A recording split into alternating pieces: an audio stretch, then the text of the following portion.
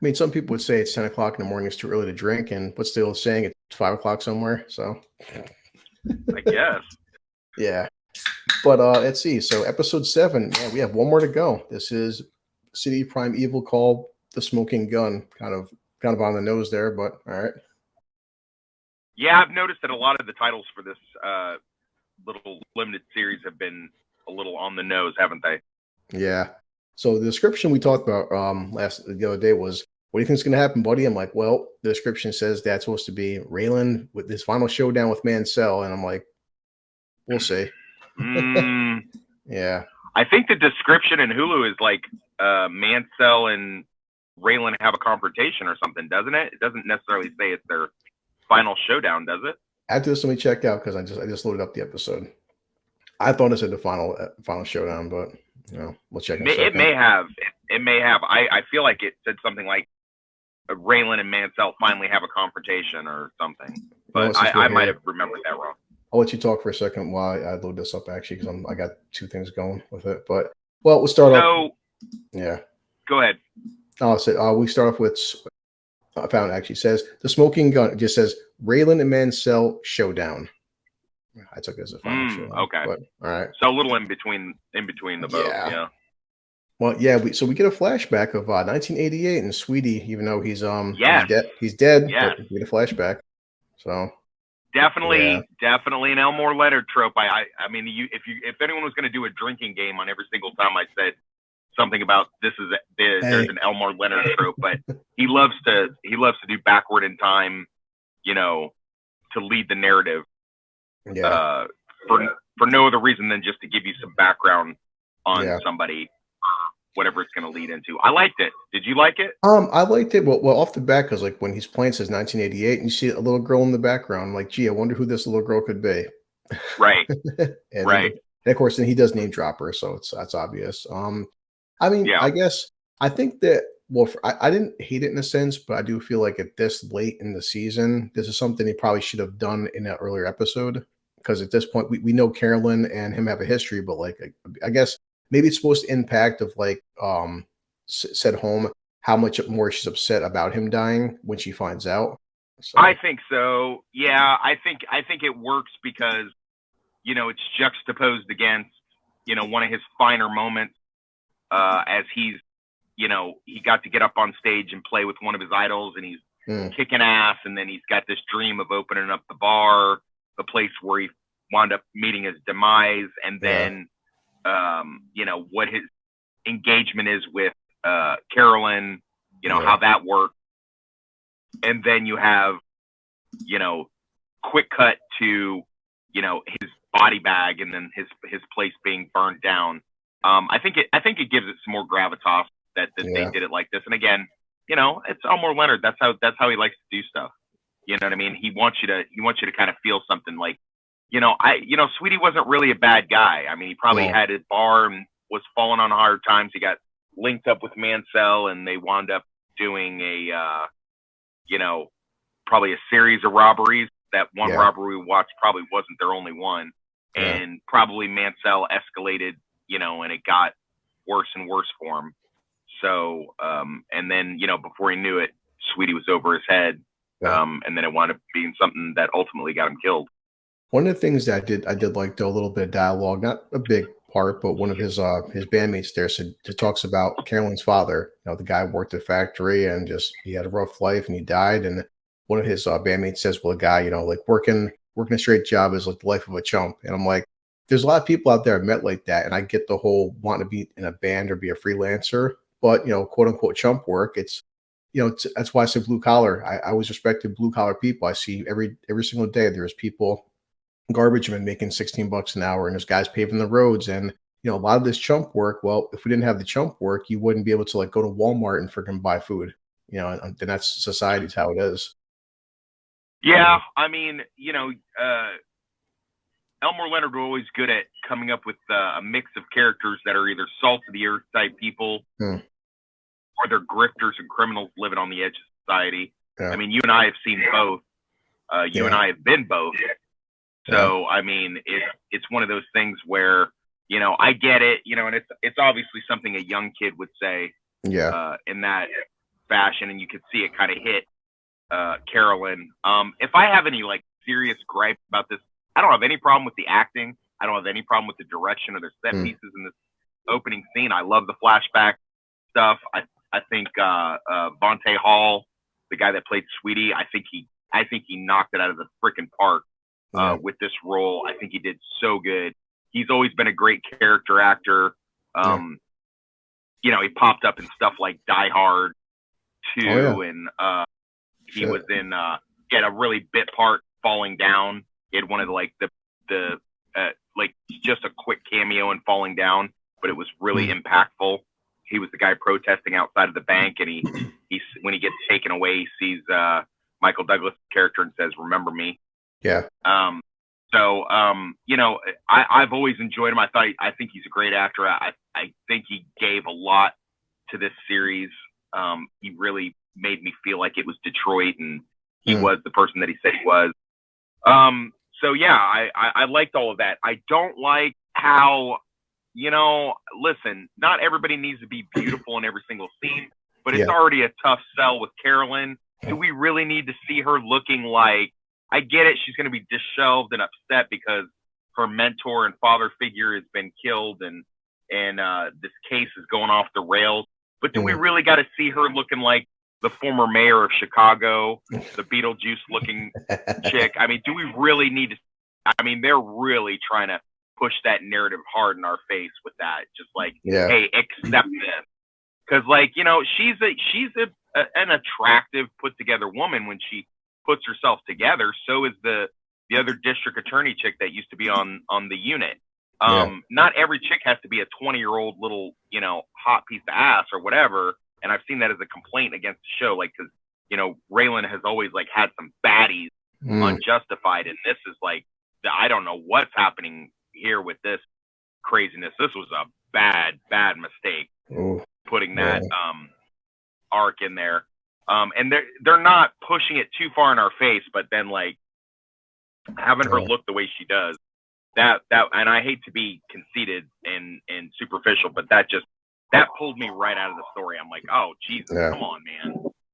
So moving on to the, you know, like this aftermath of this, you know, we start to see the fallout. The gun wasn't there. We figure out pretty quickly where it is. You know, Raylan gets involved, and sure enough, it was the young boyfriend that had the piece. That's what we talked about last. Remember, we said like Sweetie, he thought it was still there. He didn't know that he fucking took it. And as soon as they show it, I'm like, oh, me and Wes were calling that like, what like who took the fucking gun? Like shit. So and well, you know, and that's always the thing. Remember, I said like there's always chaos. There's always people making moves and counter moves, and you don't realize because that's like the chaos. Now in a linear story, you know, a simple storytelling, A plus B would equal C. But you know, in these kind of Elmore Leonard world, you know, people do chaotic stuff, and it has sometimes bad ramifications. It's like, oh, he took the gun because he didn't trust Sweetie was ever going to turn on Mansell, and he was going to have to do it himself. You know what I mean? So, and that wound up getting, I mean, if we're being honest, I mean, was Sweetie really going to outdraw Mansell? Kind of seems unlikely. I mean, I don't know. He would at least had a chance. Did you catch the little Easter egg that with the conversation that he had with his homeboys outside, where he's telling the anecdote about getting into it with some kind of drug deal or some kind of issue or whatever, and he said, "Hey, sucker, I got a 22, and you know it ain't my dick I'm holding in my pants." And they're like, "Did you really have a 22?" He goes, "Nah, I didn't have nothing. I just backed him down." And then you juxtapose that against what really happened in his, you know, climactic moment. He thinks he has a gun, and he actually doesn't, and that's what gets him killed. No, I didn't. That's why it's good fucking. I didn't notice that shit. Pretty good. Yeah, I'm pretty smart. Little being right. The Lord of Toxicity loves to be right. By the way, for our favorite troll, if you're listening to this, hello, how are you? Happy you could join us. Can't wait to see your comments. No, but it was pretty, like, at least with his boyfriend Trinell there, he just says to Raylan, like, okay, can you use this? He's just going to take care of it. And Raylan, in that moment, and he means it, like, I'm going to put him away. I got this. And yeah, boy, poor Raylan. Raylan really, he really is just outnumbered and outgunned in this, isn't he? As we're leading yes, he into that, is. but I don't want to. I don't want to jump ahead. But go Yeah. ahead. So okay, right now we have Sandy, and it's just funny because we were wondering when it would come back against her. About so Mancel's like, where's the fuck's the painting? Jesus Christ. Yeah, I don't know how she, because later in the episode, I got to jump ahead a little bit here. Later in the episode, she gives this big speech to Raylan. We could touch on it again when we catch up with it. But she gives this big speech to Raylan, like she really seems like she understands. I wouldn't go up against him if, they had 20 cops on him, or I wouldn't do it unless he was already dead and he had a stake through his heart, and even then I'd be nervous. Well, she sure doesn't seem to have a problem fucking with him the rest of the time. Yeah. You know what I mean? Like, so it seems like she knows him pretty well, but she still like tickles the bear a little bit. Yeah. You know what I mean? This seems just kind of funny because she's telling Mansell that it's I have sneakers worth more than that thing, and he's such an idiot where he doesn't really care about this kind of stuff. And he's like, you threw away a Stanley garlic, and like now all of a sudden, like now you're like you're I guess friggin' you're into art stuff now. I don't. It just feel like right coming out of his she's like, who gives a shit about a Stanley garlic? Like, since when the hell would you care? I mean, I think that was why it was supposed to be funny, because like all of a sudden he knows the name of the artist or whatever. Yeah. So yeah, good old so Raylan's back talking to the cops and everything, and see Mansell again is doing his Mansell shit. Yeah, he busts open to a car, and then so here we have Sandy talking to Raylan, and like you said, this speech though, I like this because this is at the 11-minute mark, but what she says to Raylan, I feel like I relate to this stuff in a sense because I always say this, that people underestimate the power of fear, like actual pure fear and pure terror. Like, and it happens all the time. And you've known this, that people always say, well, these toxic relationships, why doesn't the wife just leave? Why doesn't the girlfriend just leave? And I've known some, that the term, this one girl I knew, she called it battered wife syndrome. And it's like, well, maybe if I marry him, he'll stop beating me. And then once you are married, the beatings continue and the fucking abuse continues. And they are truly afraid for their fucking lives, to the point where this speech he gives Raylan's powerful, because I'd rather go to fucking prison because, put me in prison. I'm safer in prison than Mansell. Like, she is fucking terrified of this motherfucker. Like, yeah, like you said, she'll fuck with him, but I think that when she's fucking with him, she doesn't feel like he's gonna hurt her or kill her because she's stupid and she's an idiot. But she knows for a fact that Raylan, if I turn on him, he's gonna fucking slaughter me. Yeah. I like this. I guess it speaks to the fact that like she feels like she could screw up, because she does say that later, doesn't she? She's like, I just screwed up and I got scared, and that's forgivable. But actually betraying him, telling on him, doing something like that is, that's unforgivable. Yeah, because this scene, I like this. He's like, we got her. She's like, here we go, and this is good dialogue, I think. She's like, you think I'm going to testify against Clement? And he's like, look, even if he was paralyzed from the neck down and had to be fed with a spoon, and if you swore to me you're going to put him away forever, like they told me last time, I wouldn't do it. Because she's like, he walked, didn't he? He's like, he ain't going to walk this time. She's like, bullshit. That's what you told us last time. And she wasn't wrong, though, was she? Yeah. Because he thought he had the quote-unquote smoking gun, and he didn't, did he? She's like, I would testify if he was dead and buried with a stake through his heart, and even then I'd be nervous. And that is the fucking power of fear, because she's like, I want, even Sweetie wanted to get away from this guy, and why do you stay with him for? It's why really she's fucking terrified. Yeah. But so I do like that. But yeah, she freaking Raylan wants her to help testify. Now he's got the gun, and like, Raylan's trying to do the right thing, set this up, and okay. And now a very powerful scene again with Mansell, him and friggin' Carolyn. Boy, shit. Yeah, again, like what you were saying, him using fear to get what he wants. He knows the impact that he has on people, and he tells that story, which I have no reason to believe is not true. Yeah, exactly. And Carolyn tries to show a little bit of good, she tries to show her teeth a little bit and clap back at him, but it doesn't do a lot of good when he's got a weapon at her head. So yeah, I like the little exchange right there. I'm not gonna lie. I really thought he was gonna kill her right there. I thought she was gone for sure. Honestly, I did too. I was kind of hoping he was going to kill her too. I'm not going to lie. We're terrible. So what happens after that? After But the conversation like you're saying, this thing is she was pissed off because she's like, you killed the only father figure I ever had. Yeah. So it's like she was pissed off, but yeah. So she's just like, I'm not going to defend you, and so she's done with him. But so he thought he could like get her. It's like right now he's grasping at straws because he already killed fucking Sweetie, and he's trying to get her. But so we'll see. But yeah. So after that, this is a funny scene with Sandy with her her former fiance.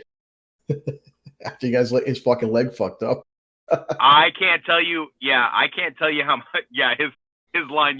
You broke my heart and my leg. Yeah. It was like I laughed out loud when he said that. And you know what, man? I really thought he was. Yeah, this is like the second time in the same episode that I was surprised because he you think he's gonna kind of forgive her and take her back with her bullshit, and he's like, "You're a dead woman." Yeah. I was like, "Good for you, man. Good for stop simping. Good for you. All right." Yeah, because she's begging, she's begging and pleading, and she swears, and it's like right now she's acting out of desperation because in her mind now she's thinking, she's in full flight mode now. She's in full get the fuck out of Dodge mode now for sure. Yeah, because in her mind she's thinking, okay, Raylan's got the gun, and maybe this time they'll actually get Mansell. So this is pure like, I'm desperate and shit, and like you said, he tells her, he's like, you're dead. Yeah, so that door is closed to her, so she decides to just grab the cash and take it on the run. But unfortunately... So she was back to Mansell again. We're experiencing some technical difficulties. Still there? Yep, there. Yeah, there's a little noise. It's all right. Stupid. So, phone call. So it's kind of funny. So now she goes back to Mansell, and she wants to hear his friggin' singing. And I don't get this part except for like she's trying to butter him up or something, but I don't. She finally wants to hear his music, and I miss you. I really want to hear you play your music, and then he bends her over and takes care of business. Yeah, that was a little disturbing. That was a very uncomfortable sex scene. Like it just like he took what he wanted. Like shit. So. Yeah. So yeah, Raylan's back with Carolyn. She's having a drink. She's talking more about her history with Sweetie. Okay. So another scene with Carolyn and Raylan. Boy, that's it. I mean, I don't. All right, this is goddamn ridiculous. I heard your car door. Yeah, I'm trying to get I'm trying to get it to come back over to the car. Yeah. All right. So coming. So let's see. Boy, Raylan is going to or. Freaking things loading up right now. But yeah, it's just like, do you think, I mean, at this point, said the scenes with just Carolyn and Raylan talking more about Sweetie, it's like, I get it now that he's passed away, but it's just like, this is the penultimate episode. It kind of feels like they're kind of like thickening out the plot and stuff. And this is stuff that should have been taken care of in the previous episodes. Yeah. I mean, I don't know. I mean, I see what they were going for with this, but when you look at it from a limited series standpoint, you really can't judge it off of, the same way that we looked at what was a standard season on Justified? 15 episodes, 20? You should know this. 12? Yeah. Yeah, this isn't. So really can't. I'd have to look at it. I should already know that answer, but you should. I'm actually rewatching Justified right now. And I'm on season 5. But I think it's like 12, 13, or 15 episodes, and in an ongoing series. We really can't judge it in the same context that we judge, this limited series that's 8 episodes or whatever. But I definitely feel like we meandered along. Like, didn't we have like 1 or 2 episodes where like literally nothing happened? Yeah, definitely. All right, so Raylan's coming up back to the police department. What's happening? And he's like, his partner there says she brought in Daryl Woods, and now they're charging him. The suspect is now it's breaking news because we receive reports that a person of interest is in custody of the murders of a judge and also the county court clerk of his assistant there, and boy, that situation's fucked up. Get your shit together. Mansell, he wants to know. Oh, finally, he wakes up in his tidy whities, and the guy who has the apartment. He's like, yeah, that's my kimono, and he's like, what are you doing here in my place? Yeah, who was this guy? Was this guy like she was just house sitting for him, or was this another one of Sandy's marks? I thought it was just she was just out, probably both, you know. So because the first time we've ever seen this guy, so Search for. Are you fucking serious? So boy, this scene, as you're watching this scene unfold, with it's just like, again, Oliphant, what a great actor, knowing Raylan, because just his facial expressions of how he's just like, it's part. I am pissed off. Part of like, I can't believe this is fucking happening right now, and they're pinning this basically the murder of the judge and the county clerk on this guy named Daryl with a lit cigarette. And boy, because basically what did Raylan do? Raylan thought he was going to catch Mansell, and he had the fucking smoking gun from Sweetie's boyfriend, and he hands over the gun as evidence to the freaking police department. And boy, does that fucking backfire. Yeah. At least this answers the question that RRT and Z had been, Yep. And many other people were like, how stupid is the Detroit police? They're not stupid. They're just crooked, and they don't give a fuck. So she's basically, and I guess what is the implication that maybe her name was in the book as well? Yeah, because that was a question asked me. Someone's like, hey, Chris, do you think the Maureen here, the lead detective, she's corrupt? And I'm like, well, this kind of confirmed it. So, but yeah. I mean, it was either that she's corrupt, or she got a better offer, or she saw an easy win, or a combination of all three. So a good scene here, because Randall walks out. He's like, man, I should have brought a bouquet of roses for a performance like that. He's like, but then I did give you the goddamn gun. And now he's like, you can just tell he's a, and she's like, she tells the hot shot detective or person or detective, he's like, are you in the book too, or are you just an asshole? And Raylan, now he's getting pissed, and she gives him a whole little speech about, okay, we got this, and you should go back to Florida, go back to your daughter. And boy, well, I wanted to ask you, because I mean, maybe you have a military background in your knowledge of the books and everything, that because this is Detroit, and I get that, but Raylan is still a federal marshal. So if he can see this bullshit and basically corruption, I mean, federal is above local law enforcement. Like, doesn't he bosses he can go to and say, listen, these fuckers are corrupt? Yeah, presumably, but I mean, marshals are basically, unless they're given some kind of special investigative powers or something like that, they're basically just manhunters, and they just move people from point A to point B a lot of times. Okay. You know what I mean? So they have tactical teams that go in on people, and they hunt people down, but they're not really politicians, and they're definitely not politicians, and they're not really slated for. I mean, I guess he could make a case with the AUSA out there, but that's not his jurisdiction. So I could see there being a bunch of jurisdictional stuff, and I'm sure that the Detroit Police Department is insulated enough to where they could probably protect themselves. So I mean, he definitely realizes that the crocodiles are swimming all around him. You know what I mean? Well, yeah, from this scene, basically from minute 23 until 33 or 10 minutes, a lot gets unpacked, because, okay, after that happens, Raylan's pissed off, of course, and then Sandy gets a freaking call from Mansell, and she has a fucking ticket for the Bahamas, and honey, where are you? Come back. And she's scared shitless and he knows she's fucking up again, but he wants her to come back. And then right after that, she picks up her phone. You're thinking she's going to go back to him, but before she does that, even then the friggin' that I can't forget the guy's fucking name, but again, another good speech about being a Detroit cop. And he says, a quarter of these guys are cooling their jets, and he's like waiting for sentencing up in Wayne County, and he says they didn't do what they're being tried and convicted for, but they got away with other shit. And he's like, I can live with that, Yeah, that's a very common. I mean, I'm glad they put that in there, because that is definitely how cops think, and that's how certain laws are enacted.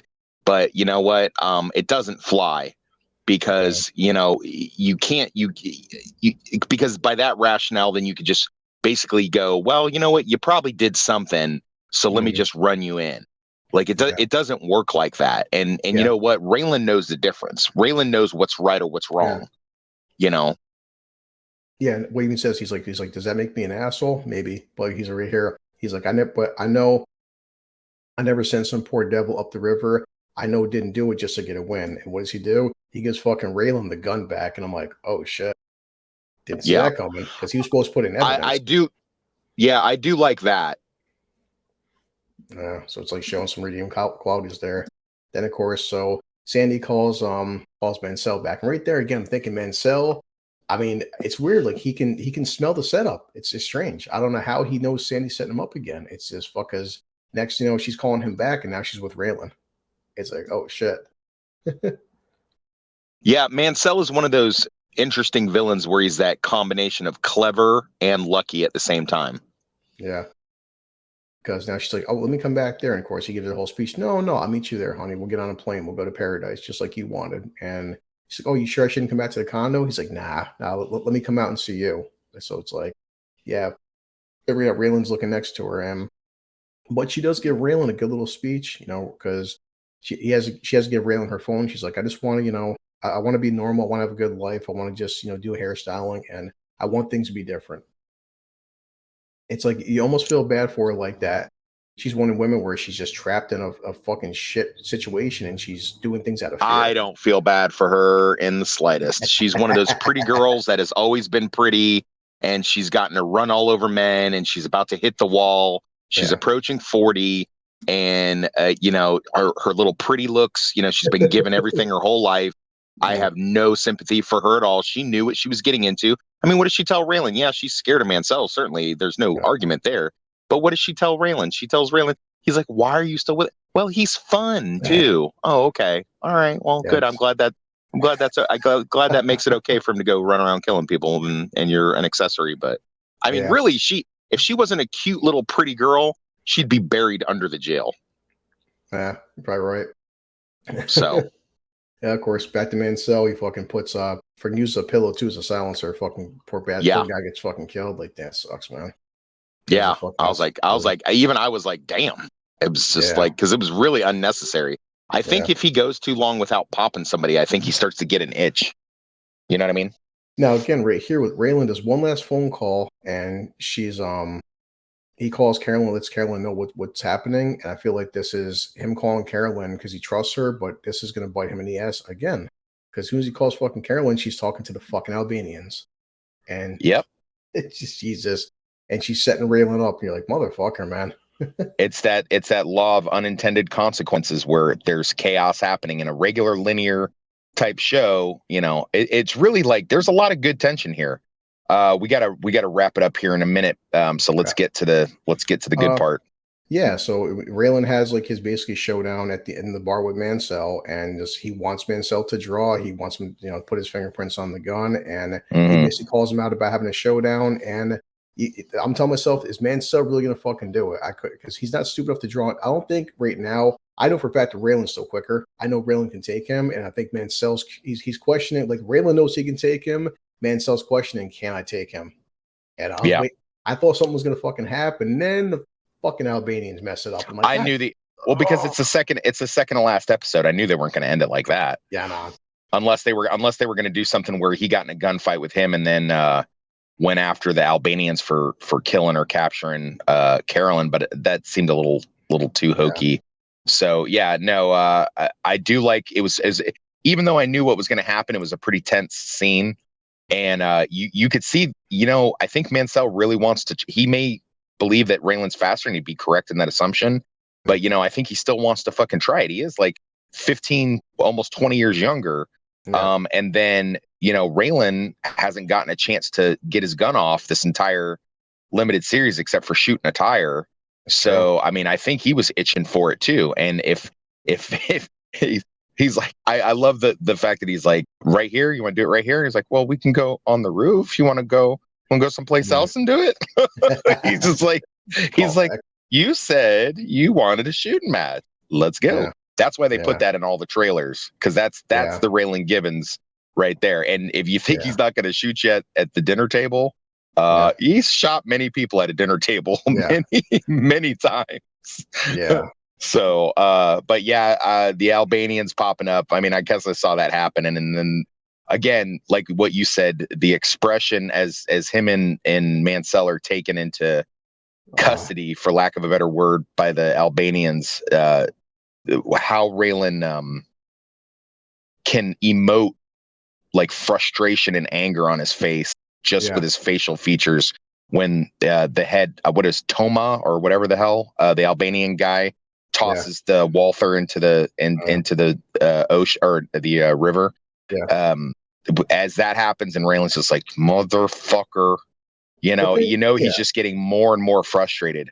I'd be interested at how far they're gonna, because now they've really diverged from the book. So I'm sort of interested to see how this plays out with what happens in this finale. But they really took it around the dance floor to get to here. A great episode. If they had all been like this, I think people's opinion of the show would have been different. There was something happening in every episode. The acting was all top notch. There was some good tension, some good character development.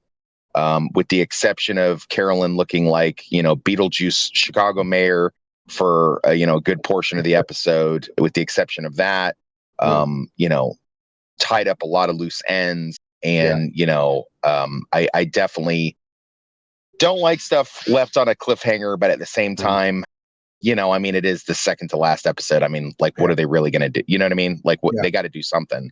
Well, before we head out, I just want to ask you this.